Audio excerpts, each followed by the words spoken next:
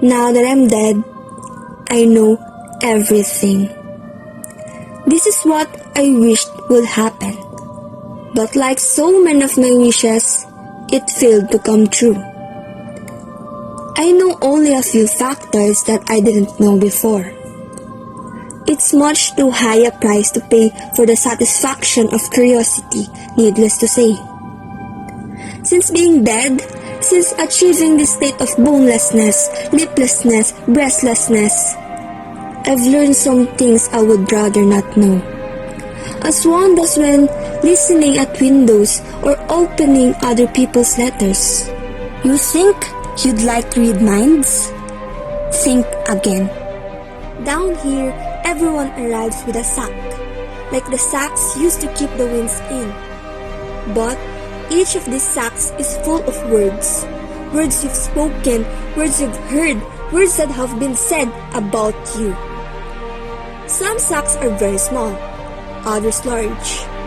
My own is of a reasonable size, though a lot of the words in it concern my eminent husband. What a fool he made of me, some say. It was a specialty of his, making fools. He got away with everything, which was another of his specialties, getting away. He was always so plausible. Many people have believed that his version of events was the true one. Give or take a few murders, a few beautiful seductresses, a few one-eyed monsters. Even I believed him, from time to time. I knew he was tricky and a liar. I just didn't think he would play his tricks and try out his lies on me. Hadn't I been faithful? Hadn't I waited and waited and waited despite the temptation, almost the compulsion to do otherwise? And what did I amount to once the official version gained ground? An edifying legend, a stick used to beat other women with. Why couldn't they be as considerate, as trustworthy, as all-suffering as I had been? That was the line they took. The singers, the yarn spinners. Don't follow my example. I want to scream in your ears. Yes, yours. But when I try to scream, I sound like an owl. Of course, I had inklings about his slipperiness, his williness, his foxiness, his, how can I put this, his unscrupulousness. But I turned a blind eye. I kept my mouth shut, or if I opened it, I sang his praises. I didn't contradict. I didn't ask awkward questions. I didn't dig deep. I wanted happy endings in those days, and happy endings are best achieved by keeping the right doors locked and going to sleep during the rampages.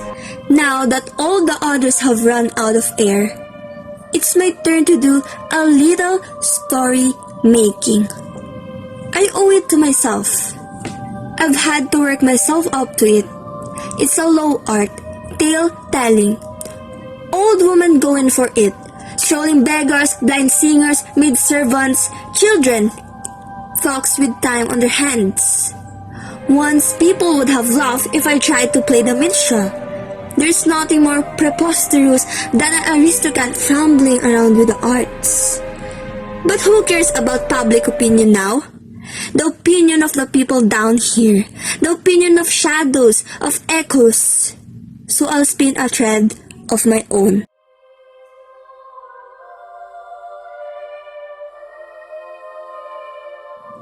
The difficulty is that I have no mouth through which I can speak. I can't make myself understood, not in your world, the world of bodies, of tongues and fingers. And most of the time, I have no listeners, not on your side of the river. Those of you whom may catch the odd whisper, the odd squeak, so easily mistake my words for breezes rustling the dry reeds. for bats at twilight, for bad dreams. But I've always been of a determined nature. Patient, they used to call me. I like to see a thing through to the end.